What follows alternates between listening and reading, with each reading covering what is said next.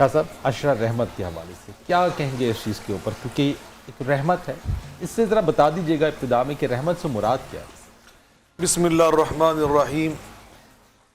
یہ ایک معروف حدیث ہے جس کے الفاظ یوں بیان کیے جاتے ہیں کہ اول رحمت و اوسط مغفرت و آخر عتق من النار، کہ ماہ رمضان کا جو پہلا عشرہ ہے یہ رحمت کا ہے، دوسرا اللہ کی بخشش مغفرت کا ہے، اور تیسرا جہنم سے آزادی کا ہے. لیکن علم حدیث کی روح سے جو اسناد کا علم ہے اس کی روشنی میں اگر بات کی جائے تو کسی بھی معتبر جو حدیث پاک کتابیں ہیں ان میں سے کسی کتاب میں اس کی صحیح سند مروی نہیں ہے. اچھا، تو اس لیے کسی بھی محدث نے اس پر صحت کا حکم نہیں لگایا. تو بہرکیف اس کا جو متن ہے اس کے حوالے سے بھی بعض چیزیں ہیں کہ اللہ کی رحمت تو وہ 10 دنوں کے لیے خاص نہیں کی جا سکتی، نہ 20 دنوں کے لیے، نہ 30 دن. اللہ کی رحمت رحمتی وسعت کل شیء. تو بہرکیف اس کا ایک مفہوم ہے، وہ بعض محدثین نے بیان کیا، جیسے حضرت امام ابن خزیمہ رحمۃ اللہ علیہ بہت بڑے محدث گزرے. وہ فرماتے وہ ان صحا، اگر اس کو ہم صحیح تسلیم کر لیں تو پھر انہوں نے کچھ معنی اور مطالب اس کے بیان فرمائے.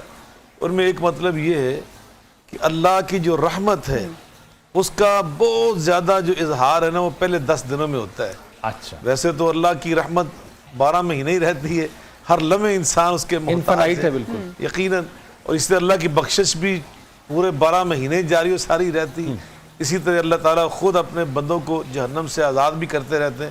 بلکہ جامع ترمذی کے اندر صحیح حدیث موجود ہے، نبی صلی اللہ علیہ وسلم فرماتے ہیں وَلِلَّهِ عُتَقَاء مِنَ النَّارِ وَذَلِكَ كُلَّ لَيْلَةٍ. ماہ رمضان کے آپ نے فضائل بیان کیے تو اس حدیث کے آخر میں فرمایا کہ اللہ رمضان کی ہر رات میں بلا ناغہ روزانہ بہت سارے اپنے بندوں کو جہنم سے آزادی عطا کرتے. تو بہرکیف وہ فرماتے ہیں کہ جو درمیان والا عشرہ ہے اس میں اللہ کی بخشش کا زیادہ اظہار ہوتا ہے، اور آخری عشرے میں جہنم سے آزادی کا زیادہ اظہار ہوتا ہے. تو یہ اس کا مطلب. اور ایک ہمارے اور بزرگ گزرے ہیں حضرت مولانا محمد اسحاق، بہت بڑا نام تھا، ادارہ ثقافت اسلامیہ کے وہ بہت ریسرچر تھے، ریسرچ اسکالر تھے.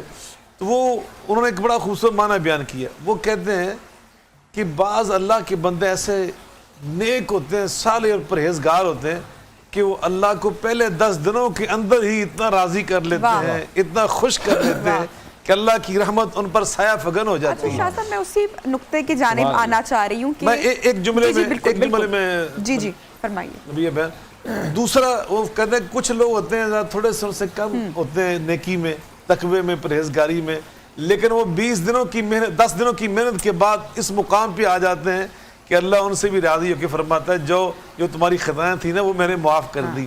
تو کچھ بندے اور ہوتے ہیں جو ان سے بھی ذرا نیکی میں کمزور تھے، تو 20 دنوں کی محنت کے بعد اس مقام پر آ جاتے ہیں کہ اللہ فرماتے ہیں جو تمہارے گناہوں کی وجہ سے جہنم تمہارے اوپر واجب ہو چکا تھا، ہم نے 20 دنوں کی تمہاری نیکیاں دیکھ کر، محنت دیکھ کر، لگن دیکھ کر ہم نے وہ معاف کر دیا اور تمہیں جہنم سے آزادی عطا کر دیا. شاہ صاحب ذکر ہو رہا تھا بریک سے پہلے عشرہ رحمت کے حوالے سے بہت خوبصورت گفتگو چل رہی تھی.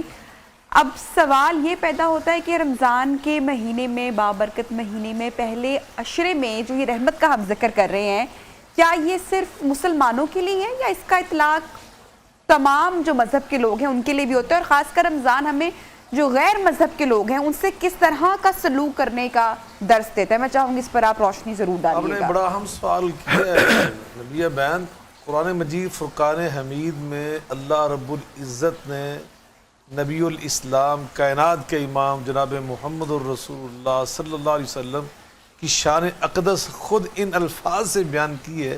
رحمت کی ہم بات کر رہے ہیں نا، وَمَا أَرْسَلْنَاكَ إِلَّا رَحْمَةً لِلْعَالَمِينَ.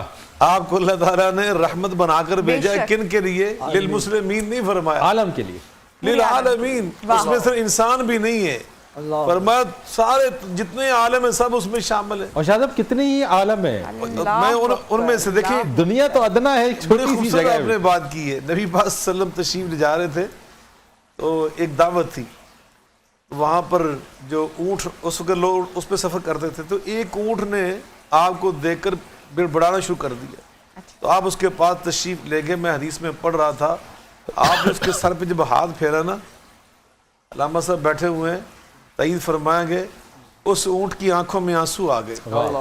آپ کے دست رحمت کا جب اس نے لمس محسوس کیا اس اونٹ کی آنکھوں میں آنسو آ گئے. آپ فرماتے من رب حاض الابل, اس اونٹ کا مالک کون ہے؟ ایک دیہاتی صحابی دوڑ کر آیا, اللہ کے رسول میں. فرمایا قد شکا الیہ انک تجیعہ, یہ شکایت کر رہا ہے مجھ سے, تیری شکایت کر رہا ہے کہ تو کام زیادہ لیتا ہے چارہ کم کھلاتا ہے. تو آپ کی جو رحمت ہے نا جو اللہ نے ہمیں عطا کی ہے وہ تو سارے جہانوں کے لیے, حیوانوں کے لیے بھی ہے. ایک آپ غزوے سے واپس تشریف لا رہے تھے تو آپ نے پڑاؤ ڈالنے کا صحابہ کو فرمایا, تو صحابہ نے جب پڑاؤ ڈال لیے, خیمے لگا لیے آرام کے لیے, تو تھوڑی سی دیر گزری, ایک چڑیا چوں چوں چوں کرتی ہوئی آئی. نبی پاک فرماتے ہیں اور یہ چڑیا شکایت کر رہی ہے تم میں سے کس نے اس کے بچے اس کے گھونسلے سے اٹھا رہی ہیں. ایک صحابی بھاگ کر اللہ کے رسول یہ غلطی مجھ سے ہی. فرمایا جلدی سے جاؤ حتی تضعہن من حیث اخذتہن وامہن معہن, جاؤ جا کر اس کے بچے وہاں اس کے گھونسلے میں چھوڑ کر آؤ تاکہ ان کی ماں کو سکون مل جائے. تو رسول اللہ صلی اللہ علیہ وسلم نے تو ہمیں وہ جو غیر مسلم ہے وہ تو انسان ہے, شاہ صاحب وہ اشرف المخلوقات میں. اکثر سنا ہے, بہت تنگ نظر لوگ ہیں نا ہمارے ہاں, میں نے اس لیے سوال آپ سے کیا کہ وہ کہتے ہیں کہ اگر صدقہ خیرات کریں گے یا زکوٰۃ کریں گے, زکوٰۃ کے معاملے میں تو خیر بہت ہی کلیئر احکامات ہیں, وہ ہم جب زکوٰۃ کا ٹاپک ہوگا تب ڈسکس بھی کریں گے, لیکن اگر زکوٰۃ خیرات کر رہے ہیں تو اس کا حصہ مسلمان ہی ہو, کوئی غیر مسلم نہ ہو, یہ بات بالکل غلط ہے. قرآن پاک میں اللہ فرماتے ہیں اما ما ينفع الناس فيمكث في الارض, اور جو سارے انسانوں کو نفع پہنچاتا ہے ان کے ساتھ ہمدردی کرتا ہے اللہ اس کو استحکام عطا کرتا ہے. نبی صلی اللہ علیہ وسلم فرماتے ہیں خیر الناس من ينفع الناس, تم میں سے بہترین انسان وہ ہے جو سارے انسانوں کے ساتھ اچھا سلوک کرتا ہے. نبی صلی اللہ علیہ وسلم فرماتے ہیں المسلم من سلم المسلمون من لسانه ويده, مسلمان وہ بندہ ہوتا ہے جس سے خیر فیض سارے مسلمانوں کو پہنچے. لیکن جب بندہ ترقی کر کے مسلمان سے مومن بنتا ہے نا, آپ حیران ہو گئے فرید بھائی اور نبیہ بہن, اللہ ربی فرماتے المومن من امنہ الناس ولا دماء واموالہم, جب اس سے فیض سارے انسانوں کو بلا تفریق مسلمان غیر مسلم, سب سے بڑی تو بات, سب کو جب فیض پہنچتا نا تو وہ بندہ فیض پہنچانے والا مومن شمار ہوتا ہے. تو اس لیے ایک مومن کا یہ طریقہ کار ہے کہ رمضان تو ہمیں آئے وہ سے سکھانا تھا.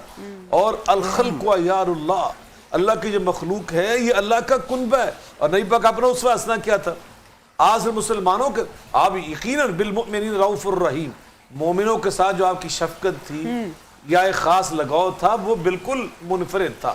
لیکن بحیثیت جو انسان تھے نا آپ سب کے ساتھ رحمت کا معاملہ فرماتے تھے, محبت کا معاملہ کرتے تھے, ہمدردی کا معاملہ فرماتے تھے. کتنے واقعات ہیں. یعنی یہ جو آپ نے بات کی نا کہ بڑی کلیریفیکیشن ہو گئی نبی آپ کی اس بات سے کہ چیزیں کہ صرف ایک مسلمانوں کے لیے نہیں ہے بلکہ سب کے لیے. حضرت اسماء کا ایک چھوٹی ایک لائن میں, حضرت اسماء حضرت ابوبکر کی بیٹی ہیں, حضرت عائشہ کی یہ بڑی بہن ہے رضی اللہ تعالیٰ عنہم اجمعین. ان کی والدہ اس وقت مسلمان نہیں تھی, وہ آئی رسول اللہ صلی اللہ علیہ وسلم کے پاس کہ میری ماں آ رہی ہے اور وہ ابھی مسلمان نہیں ہے تو مجھے ان کے ساتھ کیا سلوک کرنا چاہیے. فرمایا بے شک تیری ماں غیر مسلم ہے مگر تو نے صلی امہ کی اپنی ماں کے ساتھ حسن سلوک کرنا ہے. شاہ صاحب آج ہم ذکر کریں گے, ہم نے سوچا ہماری ٹیم نے کہ ڈیلی ہم اپنے پروگرام کے اختتام پر ایک صحابی کا تذکرہ کریں گے, ان کی کچھ قصے کہانیاں ہماری آڈینس کے ساتھ شیئر کریں گے, اور خاص کر آقا صلی اللہ علیہ وآلہ وسلم کا جو سلوک رہا اپنے صحابیوں کے ساتھ اس پر ہم روشنی ڈالنے کی کوشش کریں گے. تو آج ہم ذکر کریں گے ہماری آج کی اس نشست میں حضرت ابو بکر صدیق, اور جن کے قصے, جن کے واقعات, جن کی انس محبت آپ سے بے تحاشا ہمیشہ سے رہی. یار جسے کہتے ہیں کہ یار غار, بالکل اس پہ تھوڑا سا یقیناً بڑی خوبصورت آپ دونوں نے بات کر دی ان کے بارے میں. قرآن مجید فرقان حمید میں ایک وہ شخصیت ہے صحابہ میں سے, 1,00,000 نبی پاک کے صحابہ ہیں رضوان اللہ تعالیٰ علیہم اجمعین, لیکن ان میں سے اگر کسی ایک کے لیے اللہ تعالیٰ نے بطور صحابی کا ذکر کیا نا تو صرف اور صرف جناب صدیق اکبر رضی اللہ تعالیٰ خود ہے. الا تنصروا فقد نصرہ اللہ اذ اخرجہ الذین کفروا ثانی اثنین اذ ہما فی الغار, اذ ہما فی الغار, جو یار غار ہم کہتے ہیں, اذ ہما فی الغار اذ یقول لصاحبہ, جب وہ فرما رہے تھے نبی صلی اللہ علیہ وسلم اپنے صحابی کے لیے, اپنے ساتھی کے لیے, لا تحزن ان اللہ معنا, مت گھبرا اللہ ہمارے ساتھ ہے. تو یقیناً جناب صدیق اکبر کی بڑی شان ہے. نبی صلی اللہ علیہ وسلم نے فرمایا کہ میرے اوپر جس نے جو احسان کیا تھا نا میں نے اس کے احسان کا بدلہ دنیا میں چکا دیا. اچھا الا ابا بکر فان له عندنا یدا لا یکافئها الا اللہ. فرمایا ابو بکر کے میرے اوپر ایسے احسانات ہیں کہ جن کا بدلہ صرف قیامت کے دن میرا اللہ خود ہی عطا کرے گا. نبی صلی اللہ علیہ وسلم فرماتے ہیں کہ جنت کے 8 دروازے ہیں, جنت کے 8 دروازے. من کان من اہل الصلاۃ دعی من باب الصلاۃ, من کان من اہل الصیام دعی من باب الریان. آپ نے 8 نیکیاں الگ الگ بیان کی. فلاں نیکی والا باب الصلاۃ سے, نماز والا, روزے والا باب الریان سے, اس طرح جنت میں جائیں گے.